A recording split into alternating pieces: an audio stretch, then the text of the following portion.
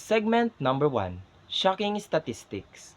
We open with hard numbers, 21 new HIV cases per day back in 2014, rising to 48 per day by 2024, and now, in just the first 4 months of 2025, we are 56 new cases daily.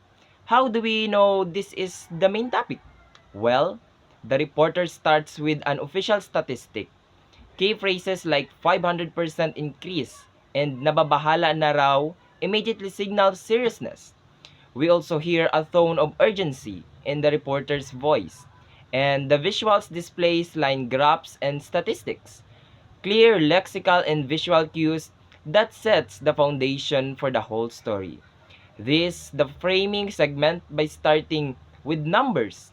The reporter sets the tone and tell us this is not just a minor trend. It's a full-blown public health issue. The segment number 2 is focused on the youth. The DOH points out that young Filipinos are the ones of the affected, those aged 15 to 25. The line pabata ng pabata ang nagpopositibo is a syntactic signal that shifts our attentions to demographics. Visual signals also helps graphs showing youth cases, close-up shots of young people, and highlighted statistics on regional rankings. Why this matters?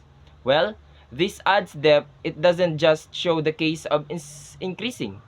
It tells us who is being hit the hardest.